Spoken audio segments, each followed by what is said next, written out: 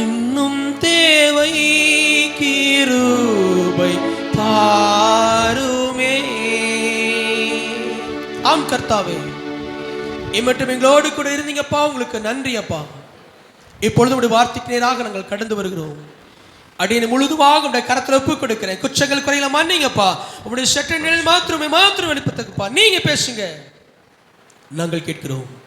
இயேசுவின் மூலம் ஜெபம் கேட்கும் நல்ல பிதாவே, ஆமென். ஆமென், ஆமென். உட்காரலாம். அல்லேலூயா, அல்லேலூயா. எத்தனை பேர் சந்தோஷமா இருக்கிறீங்க? அல்லேலூயா. தேவ சமூகத்தில் வருவது என்பதே ஒரு மகிழ்ச்சியான ஒரு காரியம் தான். அல்லேலூயா. இந்த பரிசுத்த வாரத்தின் முதல் நாள் கூட்டத்தில் கர்த்தர் உங்களோடு கூட பேச அழைத்திருக்கிறார். அந்த நாளிலே கூட என்னை அழைத்து வாய்ப்பு கொடுத்து போதரியாவுக்கு நன்றி செலுத்துகிறேன். சபை மக்கள் ஒவ்வொருவருக்கும் நன்றி நான் தெரிவித்துக் கொள்கிறேன். அல்லேலூயா. எடுத்தவர்கள் வாசிக்கலாம். ஆமோஸ் 4ஆம் அதிகாரம் 12ஆம் வசனம். ஆமோஸ் 4ஆம் அதிகாரம் 12வது வசனம்.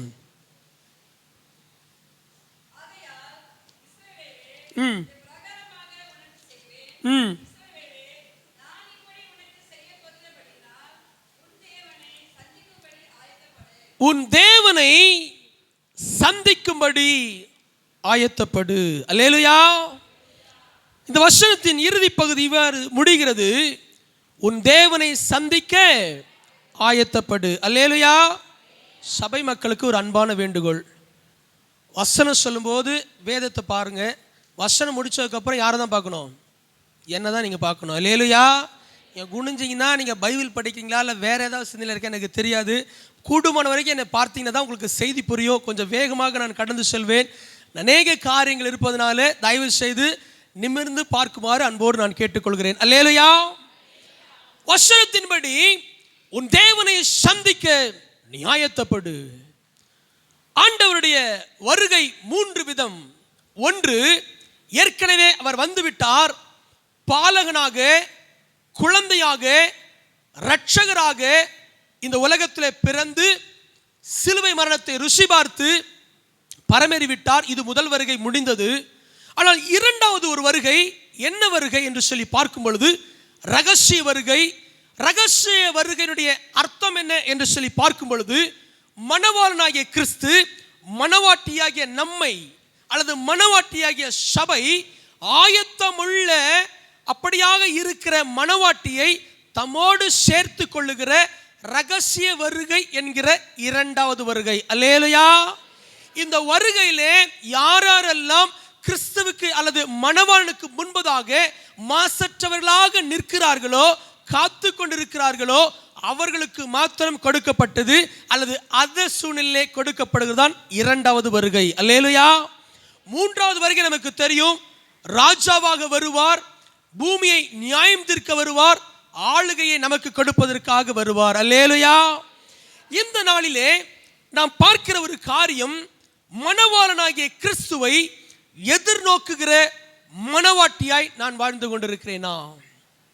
ஒருவேளை ஆண்டவராகிய இயேசு கிறிஸ்து 2000 ஆண்டுகளுக்கு முன்பதாகவே வேதம் சொல்லப்பட்டு விட்டது, அவருடைய வருகை சமீபம் என்று சொல்லி.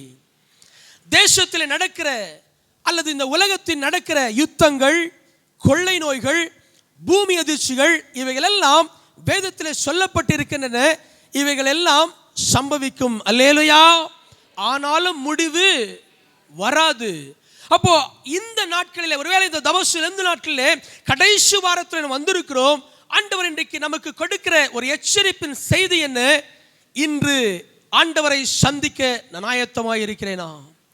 வேதத்திலே மணவாளனாகிய ஒரு மனிதனை சந்திக்க ஒரு மணவாட்டி எப்படியாய் தன்னை ஆயத்தப்படுத்தினாள் என்பதை குறித்து நாம் வாசிக்க இருக்கிறோம். எடுத்தவர்கள் வாசிக்கலாம். ரூத்தின் புஸ்தகம் 3ஆம் அதிகாரம் 3-4 வசனத்தை வாசிக்கலாம். ரூத்தின் புஸ்தகம் 3ஆம் அதிகாரம் 3-4 வசனத்தை வாசிக்கலாம். நீ குளித்து எண்ணெய் பூசி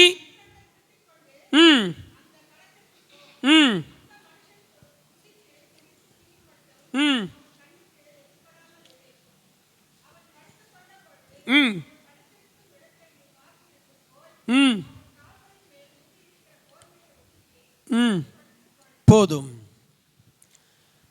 ரூத்தினுடைய சரித்திரத்தை குறித்து நாம் தியானித்திருக்கிறோம். வேதத்திலே பார்க்கும் பொழுது 8வது புஸ்தகமாக ரூத் பதிவு செய்யப்பட்டிருக்கிறது. முழு வேதாகமத்திலே 2 பெண்களை தாங்கி எழுதப்பட்ட புஸ்தகம் எது என்றால் ரூத், இன்னொன்று எஸ்தர். எஸ்தர் யூத குல பெண், ஆனால் ரூத் புறஜாதி, அதாவது மோவாபிய வம்சத்தை சார்ந்தவர். மாத்திரமல்ல, ஆண்டவராகிய இயேசு கிறிஸ்துவினுடைய ஜனன, அதாவது பிறப்பை குறித்து மத்தேயு 1 அதிகாரத்தில் பார்க்கும் பொழுது 5 பெண்களுடைய பெயர்கள் சொல்லப்பட்டிருக்கின்றன. தாமார், ராகாப், ரூத், பத்சேபாள், ஆண்டவரை பெற்றெடுத்த மரியாள். இப்ப இந்த 5 பேரிலே ரூத்திற்கும் ஒரு இடம் கொடுக்கப்படுகிறது. ஏன் இந்த புஸ்தகத்தை 8 வைத்தார் என்று சொல்லி பார்க்கும் பொழுது பைபிளில் 7 என்பதுதான் பரிபூரணம். அடுத்தது ஒரு புதிய துவக்கம், அதாவது 8வது புஸ்தகம் என்பது ஒரு புதிய துவக்கத்திற்கு அடையாளமாய் சொல்லப்படுகிறது. அல்லேலூயா. அது என்ன புதிய தொடக்கம் என்று சொல்லி பார்க்கும் பொழுது இஸ்ரவேல் கோத்திரத்தோடு ஒரு புறஜாதி, அதாவது மோவாபிய ஸ்திரீ இணைந்து ஒரு புதிய சந்ததி உருவாகிற கதை தான், அல்லது சம்பவம் தான், வரலாறு தான் இந்த ரூத்தின் புஸ்தகம். 3 விதமான கேரக்டர்ஸ், அதாவது 3 விதமான மனிதர்களை இதிலே பார்க்கலாம். ஒன்று ரூத், இன்னொன்று நகோமி, இன்னொன்று போவாஸ். போவாஸ் மணவாளனுக்கு அடையாளம், ரூத் மணவாட்டிக்கு அடையாளம். அந்த அவளுடைய மாமியாகிய நகோமி இந்த மணவாளனோடு சேருவதற்காக இந்த மணவாட்டியாகிய ரூத்தை ஆயத்தம் பண்ணின, அல்லது அவளுக்கு ஆலோசனை கொடுக்கிற ஒரு பரிசுத்த ஆவியானவருக்கு அடையாளமாக ஒப்பிட்டு சொல்ல விரும்புகிறேன். அல்லேலூயா. இந்த ரூத் போவாசை விவாகம் செய்வதற்காக அல்லது மணவாளனோடு கூட சேர இந்த மணவாட்டியாகிய ரூத்திற்கு சில ஆலோசனைகள் கொடுக்கப்பட்டன. என்னெல்லாம் ஆலோசனை கொடுக்கப்பட்டன? எப்படியாக இந்த ரூத் மணவாளனை சந்திக்க ஆயத்தப்பட்டால், ஒருவேளை இன்றைக்கு வந்திருக்கிற நாம் 2ஆம் வருகைக்கு அல்லது மணவாளன் விரும்புகிற அல்லது மணவாளனை எதிர்கொள்கிற மணவாட்டியை நான் இருக்க வேண்டும் என்றால் என்ன செய்ய வேண்டும் என்பதை குறித்து 4 விதமான காரியங்களை உங்களோடு கூட நான் பகிர்ந்து கொள்ள விரும்புகிறேன். அல்லேலூயா. இந்த ரூத் செய்த காரியம் என்ன, அல்லது அவருடைய மாமியாகிய நகோமி ரூத்திற்கு சொன்ன ஆலோசனை என்ன என்பதை குறித்து பார்க்கலாம். முதலாவதாக வாசிக்கலாம், அதே வசனத்தின் முதல் வரி மாத்திரம் வாசிக்கலாம். நீ குளித்து. இந்த இடத்திலே இந்த போவாஸ் என்கிற மணவாளனுக்கு முன்பதாக, இந்த மணவாட்டியாகிய ரூத் செல்வதற்கு முன்பதாக அவளுக்கு கொடுக்கப்பட்ட முதல் ஆலோசனை என்ன என்று சொல்லி பார்க்கும் பொழுது என்ன செய்யணுமாம்? குளிக்க வேண்டும். அல்லேலூயா. ஏன் இந்த வார்த்தையை சொல்கிறார்கள் என்று சொல்லி பார்க்கும் பொழுது, குளிப்பது என்பது சுத்தப்படுத்துவதற்கு, சுத்திகரிப்பதற்கு அடையாளம். மணவாளனுக்கு முன்பதாக நிற்கக்கூடிய மணவாட்டி எப்படியாக தன்னை ஆயத்தப்படுத்த வேண்டும் என்றால், மணவாளன் விரும்புகிறது எதை என்றால் சுத்தம். அதை நான் ஆவிக்குரிய வார்த்தையை நான் சொல்ல விரும்புகிறேன். பரிசுத்தத்தை மணவாளன் விரும்புகிறார். கரங்களை தட்டி மகிமைப்படுத்துவோமா? அவ்வளவுதான் நான் கை தட்டுறது. பதர்கள், அழுக்கு, மாசு என்று சொல்லி அநேகம் அவருடைய சரீரத்திலே ஒட்டி இருக்கும். ஆனால் இவைகளோடு கூட யாருக்கு முன்பதாக நிற்கக்கூடாது? எஜமானுக்கு முன்பதாக. இல்லையா? மணவாளனுக்கு முன்பதாக நிற்க முடியாது. அதனாலதான் முதலே சொல்லார்மா, நீ இந்த எஜமான் அது மணவாளனுக்கு முன்பதாக நீ போக வேண்டும் என்றால் நீ முதலிலே செய்ய வேண்டிய காரியம், நீ குளிக்க வேண்டும். ஆண்டவர் இன்னைக்கு நம்மோடு கூட பேசுகிற காரியம் என்ன தெரியுமா? என் தேவனை சந்திக்க நான் ஆயத்தப்பட முதலாவதாக என்னை நான் கழுவியது அல்லது சுத்திகரிக்கப்பட அல்லது பரிசுத்தமாக்குதல் என்பது அவசியமான ஒன்றாய் காணப்படுகிறது. அல்லேலூயா. அப்ப ஆண்டவர் முதலாவதாக விரும்புகிற காரியம் என்ன? மணவாளனை சந்திக்க இருக்கிற மணவாட்டி பரிசுத்தத்தோடு இருக்கிறார்களா? வேதம் சொல்லுகிறது, சேனையின் கர்த்தர் பரிசுத்தர், பரிசுத்தர், பரிசுத்தர். பரிசுத்தம் இல்லாமல் ஒருவரின் தேவனை தரிசிக்க முடியாது. ஏனென்றால் அவர் பரிசுத்தமான ஒரு தேவன். அப்போ பரிசுத்தமான மணவாளனை சந்திக்க அவர் விரும்புகிற முதல் காரியம், பரிசுத்தமாய் வாழ்ந்து கொண்டிருக்கிறேனா? அல்லேலூயா. பரிசுத்தம் அப்படின்னா அதனுடைய கிரேக்க பதம் ஹக்கியாஸ் மாஸ் என்கிற ஒரு பதத்தை எடுக்கிறார்கள். அப்படின்னா என்ன அர்த்தம்னா பிரித்தெடுக்கப்படுதல். பரிசுத்தம் என்று வந்தாலே அதனுடைய மறைமுகமான பொருள் என்னவென்றால் வேறு பிரிக்கப்படுதல். ஏன் நம்ம உலகத்தில் தான் வாழ்றோம், உலகத்தில் தான் வசிக்கிறோம். ஆனால் உலகத்தின் ஆசைகளோ, உலகத்தின் பாவங்களோ, உலகத்தின் இச்சைகளோ, அப்படிப்பட்ட தேவனுக்கு விரோதமான காரியங்கள் என்னிடத்தில் இருக்குமானால் அதோடு கூட யாருக்கு முன்பாக நிற்க முடியாது, மணவாளுக்கு முன்பாக நிற்க முடியாது. அப்ப முதலாவது என்னை நான் பரிசுத்தம் பண்ணிக்கொள்ள வேண்டும் என்றால் என் ஆவிக்குரிய ஜீவியத்திலே ஒரு பிரித்தெடுக்கப்பட்ட ஒரு வாழ்க்கை காணப்படுகிறதா? அல்லேலூயா. நம்ம கடல் என்ன பண்றோம், மீன் பிடிக்கிறோம். பிடித்த மீனை வீட்டுல வந்து என்ன பண்றோம், சமைக்கிறோம். கரெக்ட்டுங்களா? சமைக்கும் பொழுது நாம சமையல் பண்ற அந்த மீன்ல ஒருவேளை இந்த தண்ணீர் எப்படிப்பட்ட தண்ணீர், கடல் நீர், உப்பு தன்மையுடைய, உப்பு சுவையுடைய நீர். ஆனால் சமைக்கும் பொழுது உப்பு போட்டு செய்யணுமா போடாம செய்யணுமா? போடாம போட்டு செஞ்சா நமக்கு எப்படி இருக்கு சில நேரம், ஆனா போடாம செஞ்சா எப்படி இருக்கு அந்த மீன்? ஏன் அதை பண்றாங்க? உப்பு தண்ணீர் தான் வாழ்ந்துச்சு. அந்த மீன் உப்பு தண்ணீர் தான் வளர்கிறது, பிறக்குது, வளருது, சாகர வரைக்கும், அதை பிடிக்கிற வரைக்கும் எதுதான் இருக்குன்னா அது ஒரு உப்பு தண்ணி தான் இருக்கு, அதாவது கடல் தான் இருக்கு. ஆனால் உப்பின் சாரமானது அந்த மீனின் சரீரத்திலே ஏறுதலை. கவனமா கேளுங்க.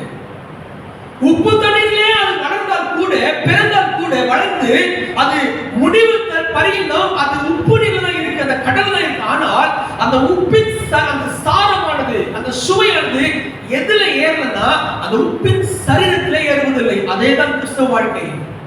நம்ம பிறக்கிறதிலிருந்து பாவத்தில் தான் பிறக்கிறோம். வளர்கிற சூழ்நிலைகள் எல்லாம் முன்பதாக பாவத்தில் தான் இருக்கிறோம். ஆனால் பாவத்தின் கரைகள், பாவத்தினுடைய காரியங்கள், இச்சைகள், அப்படிப்பட்ட எந்தவித தேவனுக்கு பிரியமில்லாத காரியங்கள் நம்மிடத்திலே இல்லாதபடி நீங்களும் நானும் உப்பு தண்ணீரிலே இருந்து உப்பின் சாரம் ஏற்கப்படாத அந்த மீனை போல உலகத்திலே நான் இருந்தாலும் உலக கரைகளோ, இச்சைகளோ, மாம்சத்தின் கிரியைகளோ நம்மிடத்தில் இராதபடி ஒரு பரிசுத்தத்தை தான் நீங்களும் நானும் ஆராதிக்கிற கர்த்தர் அவர் வாஞ்சிக்கிறார். கரங்களை தட்டி மகிமைப்படுத்துவோமா? அல்லேலூயா, அல்லேலூயா. வேறு பிரிக்கப்பட்ட வாழ்க்கை வாழ்ந்து கொண்டிருக்கிறேனா அல்லது உலக ஜனங்களோடு கூட நான் வாழ்ந்து கொண்டிருக்கிறேனா? இதெல்லாம் என்னங்க தப்பு?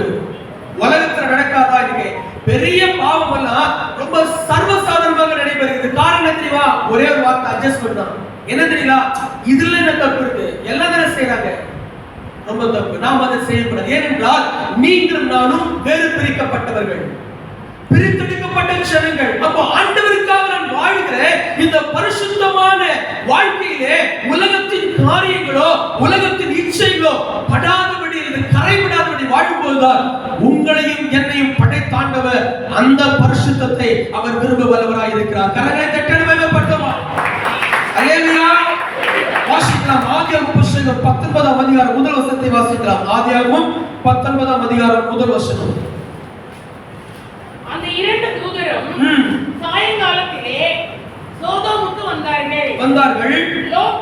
லோத்து சோதோமின் வாசலிலே உட்கார்ந்திருந்தார். சோதோமின் வாசலிலே உட்கார்ந்திருந்தார்.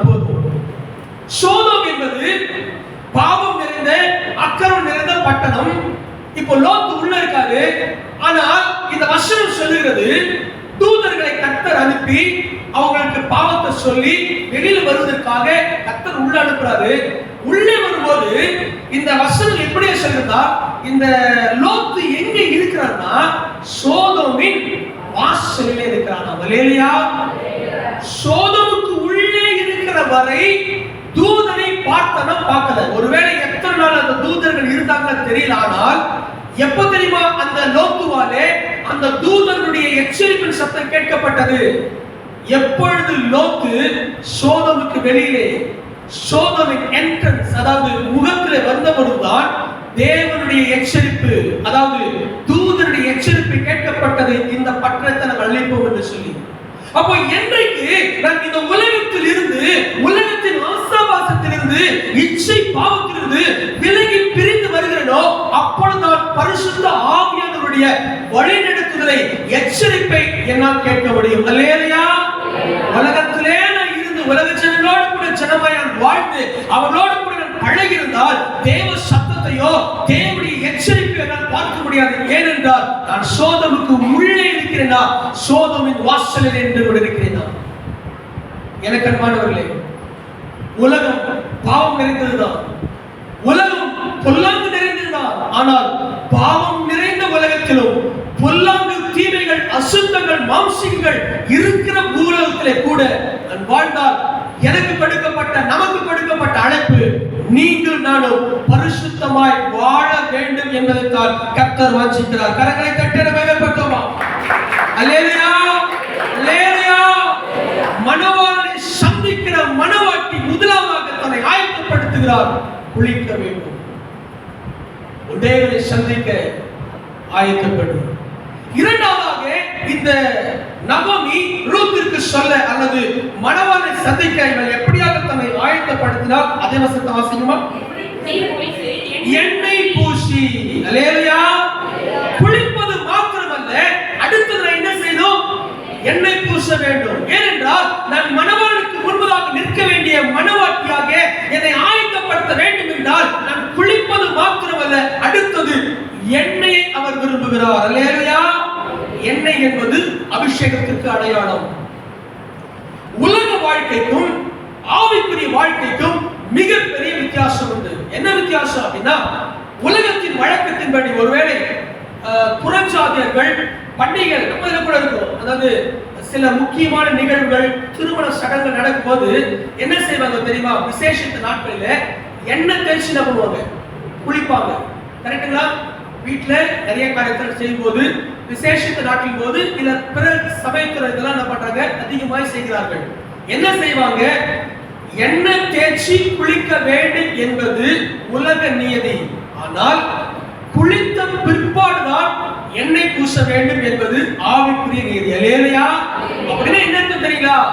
எந்த ஒரு மனிதன் குளித்து அதாவது தன்னை பரிசுத்தம் பண்ணிக்கொள்றானோ அந்த மனிதனை தான் என் ஆண்டவர் பரிசுத்த ஆவியினாலே அவர் அபிஷேகம் பண்ண வல்லவராய் இருக்கிறார். கரங்களை தட்ட வேகப்பட்டோமா? அல்லேலூயா, அல்லேலூயா. அப்ப எண்ணெய் பூசுவது இதற்கு அடையாளம், அபிஷேகத்திற்கு அடையாளம். கிறிஸ்து, அதான் கிறிஸ்து என்றால் என்ன அர்த்தம்? அபிஷேகம் பண்ணப்பட்டவர் என்ற அர்த்தம். நசரேயனாகிய இயேசுவை அவர் அபிஷேகித்தார் என்று வேதம் சொல்லுகிறது. அப்படி என்றால் இன்னைக்கு ஆண்டவர் நம்மோடு சொல்லுகிற காரியம் என்ன? நான் பரிசுத்தத்தை மாத்திரமல்ல, நான் அபிஷேகத்தினாலே நிரப்பப்பட்டிருக்கிறேனா?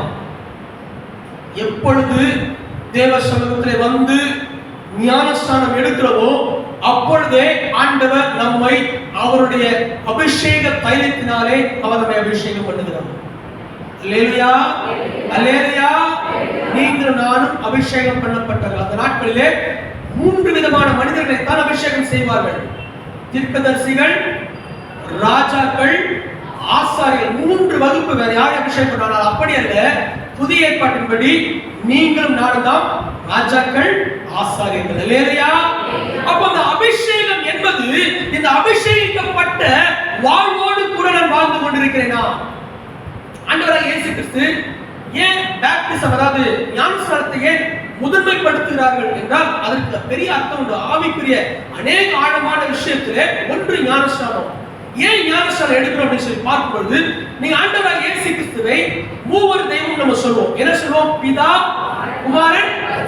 இந்த 3 தேவனும் ஒரே இடத்துல நின்ற நேர்கோடு எதுனா ஆண்டவராகிய இயேசு கிறிஸ்துவுடைய ஞானஸ்நானத்துல. எப்படி சொல்றீங்க? குமாரன் யாரு? இயேசு கிறிஸ்து. மூழ்கி எழும்பும் போது வானத்திலிருந்து ஒரு சத்தம் உண்டாகுது. என்ன சத்தம்? இவர். அது யாருடைய சத்தம்? பிதாவின் சத்தம்.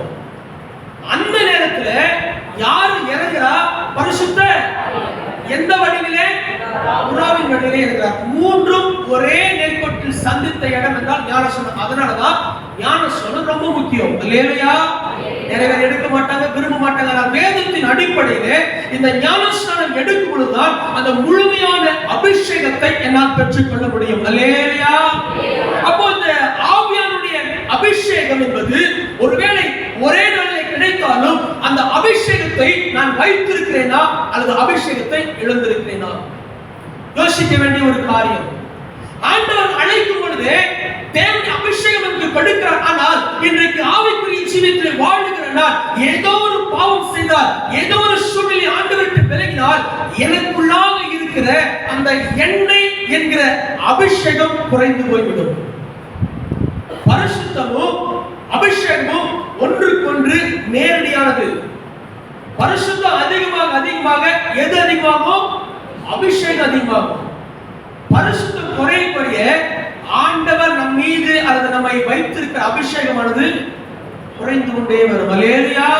அப்படி ஆண்டவர் எனக்கு கொடுத்த இந்த அபிஷேகத்தை நான் வைத்திருக்கிறேனா, காத்திருக்கிறேனா, அல்லது இழந்து போய் காணப்படுகிறேனா? சற்று நீங்கள் யோசித்து பார்க்க வேண்டிய ஒரு காரியம். வாசிக்கலாம். பிரசங்கியின் புஸ்தகம் 9ஆம் அதிகாரம் 8வது வசனத்தை வாசிங்க. பிரசங்கி 9. உன் வஸ்திரங்கள் எப்பொழுதும் வெள்ளையாயும் உன் தலைக்கு எண்ணெய் குறையாததாயும் இருப்பதாக. அல்லேலூயா. ஆண்டவர் சொல்லுகிற காரியம் என்ன? உன் வஸ்திரம் எப்படிதான் இருக்கணும்? வெள்ளையா இருக்கணும். உன் தலைக்கு என்ன இருக்கணும்? எண்ணெய். அப்ப ஆவிக்குரிய அர்த்தம் என்ன? முதலிலே வெண்மை, அதாவது பரிசுத்தம். இரண்டாவது எது? எண்ணெய். அல்லேலூயா. அப்ப முதலாவது தன்னை பரிசுத்தம் பண்ணி கொண்டால்தான் ஆண்டவர் அவனை அபிஷேகம் பண்ணுவார். என்னது நீங்க பார்க்கும் பொழுது ஒலிவ மரம் எப்படிப்பட்ட தன்மையோடு? ஒலிவ எண்ணெய் நாட்டிலே ஆசாரியர்கள் அபிஷேகம் பண்ணும்போது அந்த ஒலிவ எண்ணெயில சேர்த்துதான் செய்வாங்க. அப்ப அந்த ஒலிவ எண்ணெய் அது மூலமாக தரப்படுகிற அபிஷேகம். அதனாலதான் தேவ சமூகத்திலே வந்திருக்கிற நாம், நீங்க அந்த நோவாவின் காலத்திலே உங்களுக்கு தெரியும், ஜலப்பிரளயம் வந்துச்சு. அந்த பிற்பாடு எல்லா ஜீவராசியும் அழிக்கப்பட்டது. கடைசியில அந்த ஜலம் வற்றி போறதா என்று சொல்லி அந்த நோவா ஒரு காரியத்தை செய்யறார். என்ன செய்யறாருன்னா புறாவை அனுப்புகிறார். புறாவை அனுப்புவது எது பத்தி வந்துச்சு? ஒலிவ எண்ணெய். அப்படியே என்ன தெரியுமா? காலத்தாலும் அழிக்காது, தண்ணீராலும் அழிக்காது. அதே போலதான் அந்த ஒலிவ எண்ணெய் அல்லது அபிஷேகத்திற்கு அடையாளம் என்ன தெரியுமா? உண்மை கிறிஸ்தவன், தேவனால் அபிஷேகம் பண்ணப்பட்டவன், எந்த பாடுகள் வந்தாலும் எந்த உபத்திரவங்கள் வந்தாலும் அது அவனை அழிக்காது. அவன் மீண்டுமாக தன் ஆவிக்குரிய ஜீவிதத்திலே துளிர் விடுகிற அனுபவத்தோடு அவன் காணப்படுவான். கரங்களை தட்டி மகிமைப்படுத்துவான். அல்லேலூயா, அல்லேலூயா. அப்படி ஆண்டவர் கொடுக்கிற அபிஷேகத்தை நான் வைத்திருக்கிறேனா? சற்று நாம் யோசித்து பார்க்க வேண்டிய ஒரு காரியம். 10 கன்னிகளை குறித்து நமக்கு தெரியும். 10 கன்னிகையில 5 பேர் புத்தி உள்ளவர்கள், 5 பேர் புத்தி எதை வச்சு பிரிச்சாங்க? ஒரே ஒரு காரியம் தான், எண்ணெய் வச்சு தான் பிரிச்சாங்க. அல்லேலூயா. ஏனென்றால் 10 பேரும் அந்த நோக்கம் என்ன? மணவாளனை எதிர்கொள்ள வேண்டும். மணவாளனை எதிர்கொள்ள வேண்டும் என்றால் இந்த மணவாட்டி, அதாவது கன்னிகை பெண்கள் தயாராக வர்றாங்க. நோக்கம் என்ன? திருமண விருந்துக்குள்ளாக போக வேண்டும், மணவாளோடு கூட பிரவேசிக்க வேண்டும். இதுதான் எல்லாருடைய 10 பேருடைய வாஞ்சை விருப்பம். ஆனால் இதுல முதல் 5 பேரு எண்ணெய் உள்ளவர்கள், கடைசி 5 பேரு எண்ணெய். இதான் வித்தியாசம். எல்லாருக்கும் கொடுக்கப்பட்டது போலதான் அவங்களுக்கு என்ன கொடுத்தாங்க. எல்லாருக்கும் கொடுக்கப்பட்ட போதுதான் மணவாளன் வந்து விட்டார் என்ற சத்தம் அவங்களுக்கு கேட்டுச்சு. கேட்டுச்சா இல்லையா? கேட்டுச்சு. எல்லாரும் தீவெட்டி கொளுத்துறாங்களா? கொளுத்துறாங்க. ஆனால் யாருடைய தீவெட்டி அணையவில்லை என்றால், எந்த கன்னிகளுடைய தீவெட்டி எண்ணெய் இருந்ததோ அது அணையவில்லை. ஆனால் எது அணைஞ்சிச்சு? எண்ணெய் இல்லாதவருடைய தீபங்கள், தீவெட்டிகள் அணைந்து போயின. அப்ப இன்றைக்கு ஆண்டவர் எச்சரிக்கிற ஒரு காரியம் என்ன? இன்றைக்கு ஒருவேளை ஏதோ ஒரு சூழ்நிலையில தேவன் விட்டு நான் விலகும் போது, பாவம் செய்யும் போது எனக்குள்ளாக இருக்கிற அந்த அபிஷேகத்தை என்னை விட்டு விலகச் செய்கின்றன. ஏன் ஒரே ஒரு காரியம் சொல்றேன், அபிஷேகத்தை எந்த காரணத்தை கொண்டு இழக்கக்கூடாது. எதை வேண்டுமானாலும் இழக்கலாம், அபிஷேகத்தை இழக்கக்கூடாது. ஏனென்றால் அபிஷேகம் ஒரு இடத்துல இருந்தால் அவன் எதை இழந்தாலும் திரும்ப பெற்றுக் கொள்ளலாம். ஆனால் எந்த உலக பிரகாரமான காரியத்திற்காகவும் என் அபிஷேகத்தை நான் ஒரு நாளும் இழந்து போகக்கூடாது. அல்லேலூயா. நான் அபிஷேகத்தை காத்துக் கொள்கிறவனாக இருக்கிறேனா, இழந்து போனவனாக நான் காணப்படுகிறேனா? சற்று நாம் யோசித்து பார்க்க வேண்டிய ஒரு காரியம். வாசிப்போம் ஒரு வசனம். ஆதியாகமம் புஸ்தகம் 28:18-19 வாசிங்க. ஆதியாகமம் யாக்கோபு எழுந்து தலையின் கீழ் வைத்திருந்த கல்லை எடுத்து அதை தூணாக நிறுத்தி எண்ணெய் வார்த்து என்ன பண்ணுவா? எண்ணெய் வார்த்து அப்புறம் அந்த சரத்திற்கு பெத்தேல் என்று பெயரிட்டான். போதும். நல்லா கேளுங்க, இது என்ன சூழ்நிலை வந்ததுன்னு சொல்லி பார்த்தால், இந்த சூழ்நிலை யாக்கோபு என்ன பண்றாருன்னா வீட்டுல இருந்து தப்பிச்சு உயிரை காப்பாற்றிக் கொள்வதற்காக தப்பி ஓடுகிற ஒரு சூழ்நிலை. ஒண்ணுமே இல்ல, தூங்குறதுக்கு கையில வச்சுதான் படுக்கிறாரு. அப்படிப்பட்ட ஒரு சூழ்நிலையில இந்த வசனம் சொல்லுகிறது, இந்த யாக்கோபு என்ன வச்சிருந்தாருன்னா எண்ணெய் வைத்திருந்தான். அதுதாங்க எண்ணெயை வச்சு அப்படின்னு சொல்லி இந்த வசனம் சொல்லுகிறது அப்படின்னு சொல்லி பார்க்கும் பொழுது, இந்த யாக்கோபு அவரே சொல்லிட்டாரு, கோலும் கைவாய் பிழைக்க வந்த ஒண்ணுமே தான் வந்திருக்க அப்படின்னு சொல்லிட்டு, ஆனால் எதுவுமே இல்லாத இந்த யாக்கோபு இடத்துல என்ன இருந்துச்சுன்னா எண்ணெய் இருந்துச்சு. அப்போ எப்படி என்றாலும் சொல்லி பார்க்கப்பட்ட அந்த நாட்களிலே எபிரேயர்களுக்கு ஒரு கலாச்சாரம் உண்டு. எபிரேயர்கள் வந்து நாடோடி கூட்டம் தான். அதாவது இந்த இடத்துல இருப்பாங்க, அடுத்து போங்க, வேப்பம். அவங்க என்ன செய்வாங்க? அவங்க பிரயாணப்படும் போது அவங்க தன்னுடைய இடுப்பிலே ஒரு குப்பி அல்லது குடுவையிலே எண்ணெயை நிரப்பி வைத்திருப்பார்களாம். எந்த இடத்துக்கு பிரயாணத்துக்கு போனாலும் அவங்க கிட்ட என்ன இருக்குமா? எண்ணெய் வச்சுட்டே இருப்பாங்க. ஏனென்றால் பிரயாணத்தின் போது சூட்டை தணிப்பதற்காக, தன்னுடைய சரீரத்தை குளிர்ச்சியாக வைப்பதற்காக எல்லாரும் கையில என்ன வச்சிருப்பாங்க? அவங்க டிராவல் பண்ணும்போது, அதாவது பிரயாணப்படும் போது எண்ணெய் வச்சுட்டு தான் போவாங்க. இப்ப அதே போலதான் இந்த யாக்கோபு அவர் போகும்போது ஒருவேளை வெறுமையில போறார், ஒண்ணுமே போறார், ஆனா எதை எடுத்துட்டு போறார்னா எண்ணெய் எடுத்துட்டு போறார். இல்லையா? நடந்தது என்ன தெரியுமா? ஒருவேளை எல்லாவற்றையும் இழந்து ஒன்றுமில்லாமல் போனாலும் அவரிடத்தில் இருந்த அந்த எண்ணெய் என்கிற அபிஷேகம் நாள் ஒன்று வரும்போது கர்த்தர் 2 பரிவாரமான ஆசீர்வாதத்தோடு திரும்ப செய்தார். கரங்களை தட்டி மகிமைப்படுத்துவோமா? இல்லையா? எதை இழந்தாலும் அபிஷேகத்தை இழக்க கூடாது. ஆனால் அபிஷேகம் இருந்தால் நான் எதையெல்லாம் இழந்தேனோ கர்த்தர் அதை திருப்பி கொடுக்க அவர் வல்லவராய் இருக்கிறார். இல்லையா? அபிஷேகத்தை நான் காத்துக் கொண்டிருக்கிறேன். தேவனை சந்திக்க ஆயத்தப்படு. மணவாளனை சந்திக்கிற மணவாட்டி குளித்தால் பரிசுத்தம் பண்ணி கொண்டார். இரண்டாவதாக எண்ணெய் பூச வேண்டும், அபிஷேகத்தை காத்துக் கொள்ள வேண்டும். மூன்றாவது செய்த காரியம் என்ன? அதே வசனத்தை வாசிக்குமா? வஸ்திரத்தை போதும்.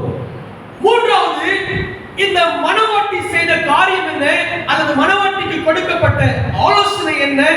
மணவாளனை சந்திக்க இவர் செய்த மூன்றாவது காரியம் என்ன என்று சொல்லி பார்க்கும் பொழுது, வஸ்திரத்தை உடுத்திக் கொண்டாள். இல்லையா? வஸ்திரத்தை உடுத்திக் கொள்கிற அனுபவம். பரிசுத்தம் பண்ணியாச்சு, அபிஷேகம் பெற்றாயிற்று. அடுத்தது அவள் செய்ய வேண்டிய காரியம் என்ன? அவள் தன் வஸ்திரத்தை தரித்துக் கொள்ள வேண்டும். வஸ்திரம் நிறைய வஸ்திரம் இருந்தாலும் ரட்சிப்பு என்கிற வஸ்திரத்தை குறித்து நம்மளோடு கூட பேசுகிறேன். வாசிக்கலாம். ஏசாயா 61:10 வாசிங்க. ஏசாயா 61:10. கர்த்தருக்குள் பூரிப்பாய் மகிழுகிறேன், என் தேவனுக்குள் என் ஆத்துமா களி கூர்ந்திருக்கிறது. மணவாளன் ஆபரணங்களினால் தன்னை அலங்கரித்துக் கொள்ளுகிறதற்கும் மணவாட்டி நகைகளினால் தன்னை சிங்காரித்துக் கொள்ளுகிறதற்கும் ஒப்பாக அவர் ரட்சிப்பின் வஸ்திரங்களை எனக்கு உடுத்தி, அவர் ரட்சிப்பின் வஸ்திரத்தை எனக்கு உடுத்தி. அல்லேலூயா. அப்போ வஸ்திரம் என்பது எல்லா மனிதருக்கும் முக்கியமான ஒன்று, கட்டாயமான ஒன்று, தவிர்க்க முடியாத ஒன்று. அது எல்லாருக்கும் நிச்சயமா வேணும். உலக பிரகாரமான ஒரு பழமொழி உண்டு. என்ன பழமொழி? ஆள் பாதி ஆடை பாதி. அப்போ என் வஸ்திரம் தான் என்னை அடையாளப்படுத்துகிறது. ஒண்ணு இல்லைங்க, இவ்வளவு டிராபிக் இருக்கு, அந்த இடத்துல இருந்து ஒயிட் ஷர்ட் போட்டு ஒரு கான்ஸ்டபிள் கையை நீட்டானா என்ன வண்டி? ஏன்? அவருக்கு இல்ல, அவர் போட்டிருக்கிற யூனிஃபார்ம், இந்த டிரெஸ்ஸுக்கு. அப்போ வஸ்திரம் என்பது ஒரு மனிதரை அடையாளப்படுத்துகிற, வஸ்திரம் என்பது ஒரு மனிதனை தகுதிப்படுத்துகிற ஒன்றுதான் இந்த வஸ்திரம். அதனாலதான் இந்த வஸ்திரத்தை நான் இழந்து போகக்கூடாது, மாறாக இதை காத்துக்கொள்ள வேண்டும் என்று வேதம் சொல்லுகிறது. வாசிக்கலாம். வெளிப்படுத்துகிற விசேஷம் 16ஆம் அதிகாரம் 15ஆம் வசனத்தை வாசிக்கலாம். வெளிப்படுத்துகிற விசேஷம் 16ஆம் அதிகாரம் 15வது வசனம். திருடனை போல் வருகிறேன், தன் மானம் காணப்படத்தக்க புசித்துக் கொண்டு தன் வஸ்திரங்களை காத்துக் கொள்ளுகிறவன் பாக்கியவான். தன் வஸ்திரங்களை காத்துக் கொள்ளுகிறவன் பாக்கியவான். அல்லேலூயா, அல்லேலூயா. ஆவிக்குரிய ஜீவியத்திலே என்றைக்கு நான் ஆண்டவருடைய சமூகத்திலே பாவத்தை அறிக்கையிட்டு பரிசுத்தம் பண்ணிக்கொண்டு தேவனை அபிஷேகம் செய்கிறாரோ அன்றைக்கு ரட்சிப்பு என்கிற வஸ்திரத்தை எனக்கு கொடுக்கிறார். ஆனால் இந்த ரட்சிப்பின் வஸ்திரத்தை ஒவ்வொரு நாளும் புதுப்பித்துக் கொண்டு ஒவ்வொரு நாளும் அதை பாதுகாத்துக் கொண்டு அதை இறுதி வரைக்கும் அந்த வஸ்திரத்தை நாம் காத்துக் கொண்டால்தான் மணவாளனை சந்திக்கக்கூடிய மணவாட்டியாய் என்னால் மாற முடியும். கரங்களை தட்டி மகிமைப்படுத்துவோமா? அல்லேலூயா, அல்லேலூயா. ஆண்டவராகிய இயேசு கிறிஸ்துவுக்கு ஒரு பெயர் உண்டு. நிறைய பெயர்ல ஒரு பெயர் என்ன தெரியுமா? பிந்தின ஆதாம். பைபிள்ல நிறைய கால்குலேஷன், அதாவது கணக்கீடுகள் நிறைய இருக்கு. அது ஒரு கணக்கு நான் உங்களுக்கு சொல்றேன். இயேசு கிறிஸ்துவினுடைய இன்னொரு பெயர் பிந்தின ஆதாம். ஏனென்றால் முந்தின ஆதாம் பாவம் செய்தால் பிந்தின ஆதாம் என்ன பண்ணாரு? அந்த பாவத்துக்கு நிவாரணமாக, அந்த பாவத்துக்கு பிரயாச்சித்தமாக அந்த பாவ மன்னிப்பை இயேசு கிறிஸ்து சிலுவையிலே தொங்கினார். இது நமக்கு தெரியும். ஆதாம் எதை கண்டு, அதாவது பழத்தை இச்சித்து புசித்து பாவம் நினைத்தது. அதனால இயேசு கிறிஸ்து வரும்போது ஆரம்பத்தில் என்ன பண்ணாரு? புசியாமல் இருந்தார். அல்லேலூயா, சொல்றது நடந்ததா? ஊழியத்தின் ஆரம்பத்துக்கு போல என்ன செஞ்சாரு? உபவாசம் பண்ணாரு. ஆதாம் புசித்து பாவம் செய்தால் அதனால இயேசு உபவாசம் பண்ணி ஆரம்பித்தார். கெத்செமனே தோட்டத்திலே பாவம் உருவானது. இயேசு கிறிஸ்து மனு குலத்திற்காக முதலில் ரத்தம் சிந்தின இடம் எது என்று சொல்லி பார்த்தால் கெத்செமனே தோட்டம். அல்லேலூயா, அதுவும் தோட்டம், இதுவும் தோட்டம். ஒரு பழம் என்றால் என்னென்ன இருக்கும்? ரெண்டு பகுதி இருக்கும். ஒன்று ஒரு ஆப்பிள் எடுங்க, சதை இருக்கும், சாறு இருக்கும். அதே போலதான் இயேசுவுடைய ஒன்று சரீரம், இன்னொன்று ரத்தம். அதே போலதான் இயேசு கிறிஸ்து அந்த ஒரு பழம் எப்படின்னா ஒரு மரத்திலே தொங்கும், கிளைக்கும், கீழுக்கு இல்ல நடுவில் தொங்கும். அதே போலதான் இயேசு கிறிஸ்து வானத்துக்கும் பூமிக்கும் நடுவிலே சிலுவையிலே தொங்கிறார். அப்போ ஆதாம் என்பது பிந்தின ஆதாமாகிய இயேசு கிறிஸ்துவுக்கு ஒப்பிட்டு சொல்கிறார். சரி, நான் ஏன் நான் சொல்ல விரும்புகிறேன் சொல்லி பார்க்கும் பொழுது இந்த ஆதாம் இயேசு கிறிஸ்து எதை நான் சொல்ல விரும்புகிறேன் என்றால், ஆதாம் எத்தனை வருஷம் உயிரோடு இருந்தார் தெரியுமா? 930. சரி, பழைய ஏற்பாட்டில் எத்தனை அதிகாரங்கள் இருக்கு தெரியுமா?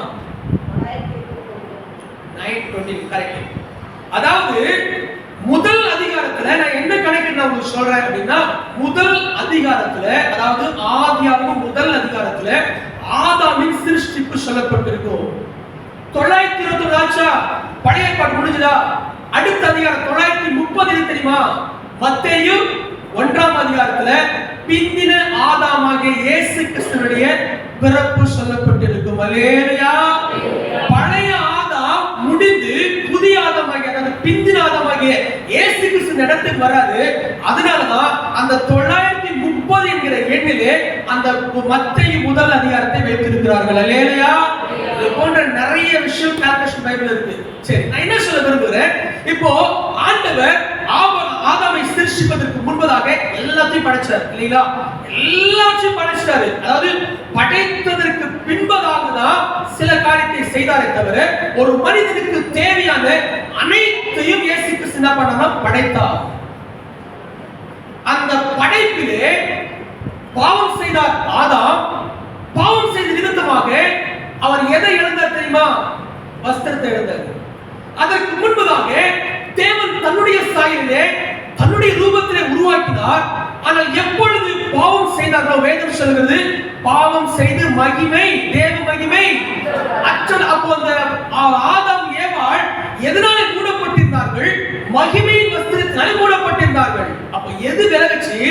அது வரைக்கும் அந்த மகிமையின் வஸ்திரத்தோடு இருந்த ஆதாம் ஏவாள் பாவம் செய்த போது அந்த பாவம் அந்த மகிமையை விலக்கினது. இப்ப எப்படி இருக்காங்க? நிர்வாணமா இருக்காங்க. வாசிக்கலாம். ஆதியாகமம் புத்தகம் 3ஆம் அதிகாரம் 21 வாசிங்க. தேவனாகிய கர்த்தர் ஆதாமுக்கும் அவன் மனைவிக்கும் தோல் உடைகளை உண்டாக்கி அவர்களுக்கு கொடுத்தார். தோல் உடைகளை உண்டாக்கி. இப்போது கவனிங்க, எல்லாவற்றையும் முன்பதாக கொடுத்த கர்த்தர் ஆதாமுக்கு முதல்ல எதை கொடுத்தார் தெரியுமா? வஸ்திரத்தை தான் கொடுத்தார். நான் சொல்றது, இன்றைக்கும் நீங்க ஒரு பிறந்த குழந்தைக்கு போய் பாக்குறீங்கன்னா எதை கிஃப்ட் எடுத்து போவீங்க? அதான் அதிகம். ஒரு Dress எல்லாம் நீங்க எடுத்துட்டு போறீங்க. ஏன் தெரியுமா? ஆண்டவர் மனுஷனுக்கு கொடுத்த ஃபர்ஸ்ட் என்ன கிஃப்ட்னா பர்த்டே கிஃப்ட் தான். அதாவது தோல் உடைகளை. அப்ப என்ன அர்த்தம்?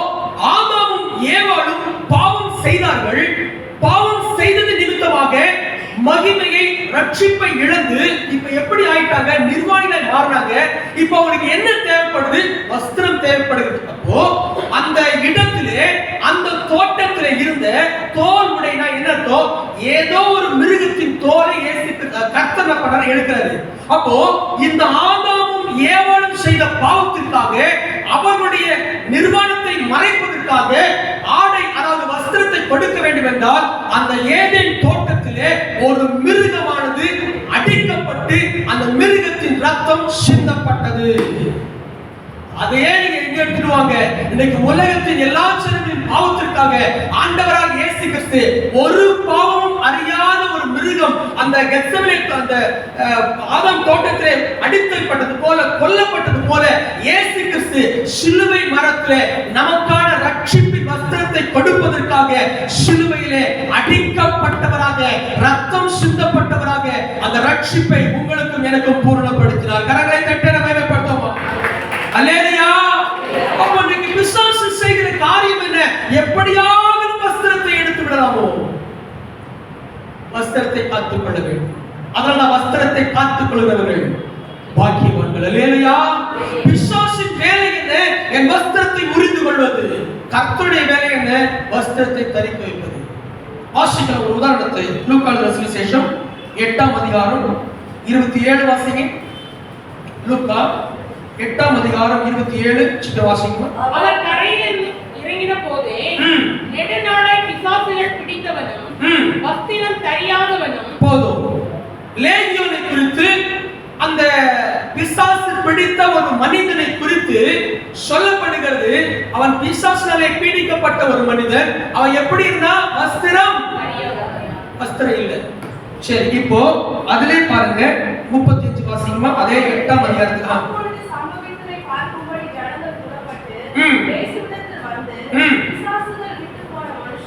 பிசாசுகள் விட்டு போன மனுஷன் எப்படி இருந்தா? அதுக்கு முன்னாடி எப்படி இருந்தா?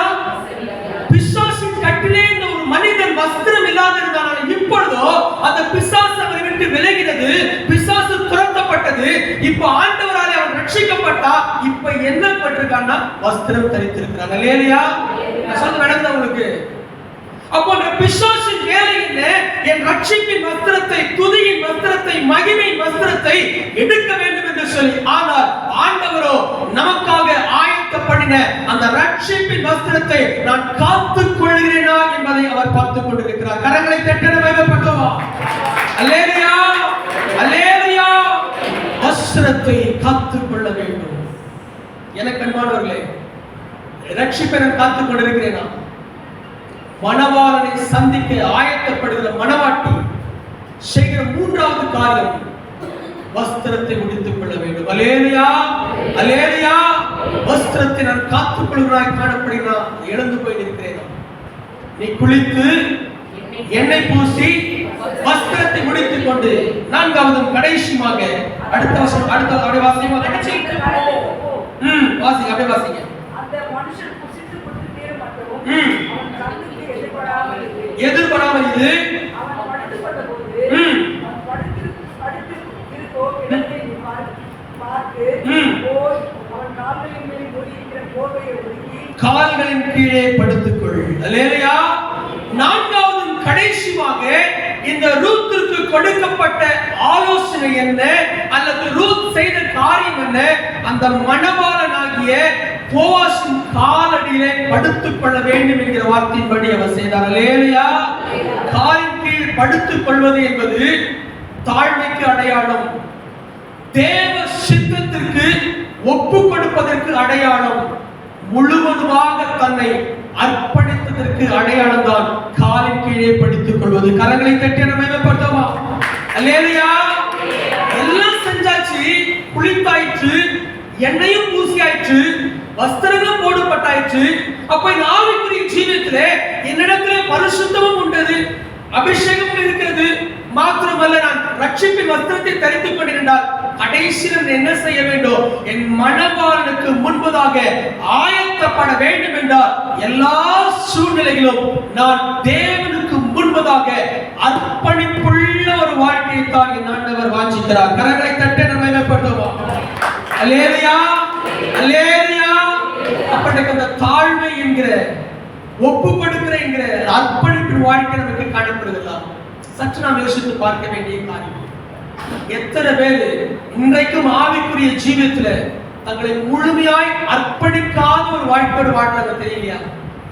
ஆண்டவர் விரும்புகிற காரியம் முழுமையாய் அர்ப்பணிக்க வேண்டும். ஒருவேளை ஆபிரகாமின் வாழ்க்கையை பார்த்தால் ரொம்ப வருஷத்துக்கு அப்புறம் 3வது வயசுல தான் கொடுக்கிறார் பிள்ளைய, ஈசாக்க கொடுக்கிறார். ஆனால் ஒரு வார்த்தை சொன்னது, எப்பா நான் சொல்லுகிற இடத்துல போய் அவனை என்ன பண்ணு, பலி செலுத்து.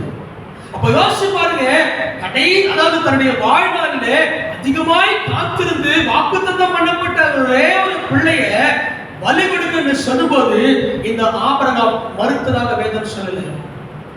தன் மகன் என்றும் பாராமல் அவனை மோரியாவை அழைத்து செல்கிறான், பலிபீடத்திலே கட்டுகிறான், முழுவதுமாக அர்ப்பணித்து தான் கத்தி ஓங்குகிறான். அல்லேலூயா. அப்போ என்றைக்கு என்னுடைய ஆசைகள், என்றைக்கு என்னுடைய விருப்பங்கள், வாஞ்சைகளை தேவனுடைய பாதத்திலே, தேவ சமூகத்திலே அர்ப்பணிக்கிறேனோ அப்பொழுதுதான் என் மணவாளன் விரும்புகிற மணவாட்டியாய் நான் மாற முடியும். அல்லேலூயா. எனக்கு சபைக்கு வந்திருக்கிற நான் எதை அர்ப்பணித்திருக்கிறோம்? நேரத்தை அர்ப்பணிச்சிருக்கோமா? அதிகாலை தூக்கத்திலே நாம் அந்த தூக்கத்தை நம்ம அர்ப்பணிச்சிருக்கோமா? எந்த ஒரு காரியத்திலே அர்ப்பணம் இருக்கிறது யோசிச்சு பாருங்க. சபைக்குன்னு ஒரு நேரம் கொடுக்குறாங்க, இந்த நேரத்தில் நம்ம வரணும். எத்தனை பேர் நேரத்துக்கு வரணும் யோசிச்சு பாருங்க. ஒரு சாதாரண ஒரு நேரத்திலே, ஒரு காலத்திலே என்னுடைய சூழ்நிலையை நான் அர்ப்பணிக்க முடியும் என்றால் ஆண்டவருக்காக நான் எதை நான் அர்ப்பணிக்க முடியும்? எனக்கு அன்பான நான் செய்து நான் முடிக்க விரும்புகிறேன் 4 விதமான காரியங்கள். அன்றைக்கு ரூத் அவளுக்கு கொடுக்கப்பட்ட ஆலோசனைப்படி நடந்தால் நாள் ஒன்று வந்தது. எந்த மணவாளனுக்கு முன்பதாக அவள் ஆயத்தம் பண்ணாலோ அதே மணவாளனுக்கு ஏற்ற மணவாட்டியாய் கர்த்தர் அவளை மாற்றினார். அல்லேலூயா. பஞ்ச பரதேசியை போல பஞ்சத்திலே பிழைக்க வந்த கதிர்களை பொறுக்குவது என்பது அந்த நாட்களிலே ஈனமான அல்லது கடைக்கோடி ஜனங்கள் செய்கிற அப்படிப்பட்ட அவமானம் உள்ள ஒரு வேலைதான் கதிர்களை பொறுக்குவது. ஆனா நடந்தது என்ன தெரியுமா? எந்த வயலிலே, எந்த எஜமானுடைய வயலிலே கதிரை பொறுக்கினாலோ நாள் ஒன்று வந்தது, அதே வயலுக்கு கர்த்தர் அவளை சொந்தக்காரியாக, உரிமையாளராக கர்த்தர் மாற்றினார். கரங்களை தட்ட வேலைப்பட்டோமா? இல்லையா? வர்ற வரைக்கும் அவளுக்கு எதிர்காலமே கிடையாது. என்றைக்கு வந்து இவள் வயலை கால் வைத்து அறுப்பு அவள் எடுக்க ஆரம்பித்தாலோ, எப்பொழுது அந்த மணவாளுக்கு முன்பாக தன்னை ஆயத்த பண்ணினாலோ அப்பொழுது அவள் வாழ்க்கை கர்த்தர் மாற்றினார். வெறுமையாய் வந்தாள், நிறைவோடு போனாள். நவமி நிறைவோடு போனாள். எப்படி வர்றான்? வெறுமையா வந்தாள். அப்ப ஆண்டவர் நம்மோடு சொல்லுகிற காரியம் என்ன? தேவனை சந்திக்க ஆயத்தமா. ஒருவேளை இன்றைக்கு மணவாட்டியாகிய ரூத் மணவாளனுக்கு முன்பாக தன்னை ஆயத்தப்படுத்தினது போல நம்முடைய ஜீவித்திலும் ஆண்டவருக்கு ஒப்பு கொடுப்போமா? தலையை தாழ்த்தி நாம் ஜெபம் செய்வோம். தலையை தாழ்த்தி கர்த்தர் நம்மோடு பேசின வார்த்தைக்காக எல்லாம் கண்களை மூடினவர்களாக கர்த்தர் நம்மோடு பேசின இந்த பரிசுத்த வாரத்தின் முதல் நாளிலே கர்த்தர் நம்மோடு பேசியிருக்கிறார். அன்றைக்கு ரூத் எப்படியாக அந்த மணவாளனை குறித்து தன்னை ஆயத்தப்படுத்தினது போல இன்றைக்கு அந்த மணவாட்டியாகிய நாமோ, ரூத்தை போல இருக்கிற நாமோ மணவாளனை எதிர்கொள்ளுகிற மணவாட்டியாக நான் எந்த நிலையிலே ஆயத்தப்படுத்த நான் காணப்படுகிறேன்? தேவ சமூகத்தில் வந்திருக்கு நாம் ஒப்பு கொடுப்போமா? ரூத்தை போல என்னுடைய வாழ்க்கையில குளிக்கிற, சுத்தம் பண்ணி கொள்ளுகிற, தூய்மையாக்கி கொள்ளுகிற பரிசுத்தமுள்ள ஒரு வாழ்க்கை காணப்படுகிறதா? பாவம் வர கழுவப்பட வேண்டும், அக்கிரமங்கள் நீங்க நம்ம சுத்திகரிக்கப்பட வேண்டும். அப்பொழுதுதான் பரிசுத்தத்தை உருவாய் கொண்டிருக்கிற ஆண்டவருக்கு பிரியும். பரிசுத்தம் சேனையின் கர்த்தர் பரிசுத்தர் என்று வேதம் சொல்கிறது. பரிசுத்தம் இல்லாமல் ஒருவர் தேவனை தரிசிக்க முடியாது. அப்படி என்றால் ஆண்டவர் விரும்புகிற பரிசுத்தம் வாழ்க்கை காணப்படுகிறதா? என்னை ஒப்பு கொடுப்போம். என்னை பூசுகிற அபிஷேகத்துடைய காரியம் நம்முடைய வாழ்க்கையில் காணப்படுகிறதா? ஆண்டவரை அறிந்து ஞானஸ்நானம் எடுத்த போது அபிஷேகம் பண்ணுகிறார். ஆனால் அந்த அபிஷேகம் பெற்ற அந்த எண்ணெய் குறையாதபடி நான் வாழ்ந்து கொண்டிருக்கிறேனா? சற்று நாம் யோசித்து பார்க்க வேண்டும். வஸ்திரங்களை உடுத்திக் கொள்ள வேண்டும்.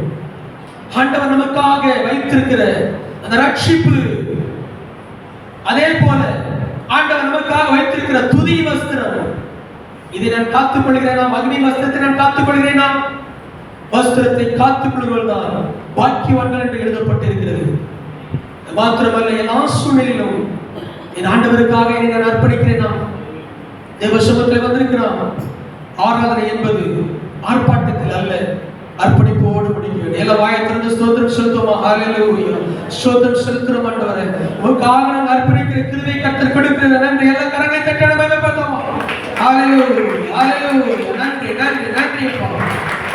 அர்ப்பணித்தேன் என்னை முற்றிலுமா, அற்புத நாதா உம் கரத்தில் அனைத்தும் உமக்கு சொந்தமென்று அன்பரே என்னையை தத்தம் செய்தேன்.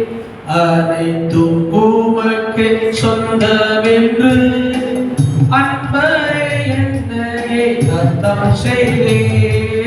அனைத்தும் கிறிஸ்துவுக்கே எந்த அனைத்தும் அர்ப்பணமே. அனைத்தும் கிறிஸ்துவுக்கே எந்த அனைத்தும் அர்ப்பணமே. என்னோடு தன்மைகள் ஆவல்களும் அனைத்தும் கிறிஸ்துவுக்கே. என்னோடு தன்மைகள் ஆவல்களும் அனைத்தும் கிறிஸ்துவுக்கே. நாம் கர்த்தாவே, இந்த பரிசுத்த வார்த்தை முதல் நாளில் என்னோடு கூட நீங்க பேசினீங்க ஆண்டவர். தேவனை சந்திக்க ஆயத்தப்படும் என்று சொன்ன வார்த்தையின்படி அன்றைக்கு மணவாளனுக்கு முன்பதாக இருக்கிற மணவாட்டி ரூத் தன்னை ஆயத்தப்படுத்தினது போல என்னை ஆயத்தப்படுத்துறோம். வாழ்க்கையிலே ஒன்றுமில்லாமல் இருந்ததை திருப்பி பெற்றுக் கொடுத்தது போல, சுகமான ஒரு வாழ்க்கை கர்த்தர் கொடுத்தது போல, நல்ல ஒரு எதிர்காலத்தை கொடுத்தது போல வந்திருக்கிற அர்ப்பணித்திருக்கிற ஒவ்வொரு கர்த்தரை ஆசீர்வதிக்கிறார். அப்பிரயோஜனமான ஊழியக்காரர்களே, சிவனை கடமை மாத்திரம் செய்திருக்கிறேன். துதிகன மகிமையா உமக்கு செலுத்துகிறேன். பிரேசனி மலஜலம் கட்டும் ஜீவன நல்ல பிதாவே, ஆமென், ஆமென். அல்லேலூயா, அல்லேலூயா, அல்லேலூயா.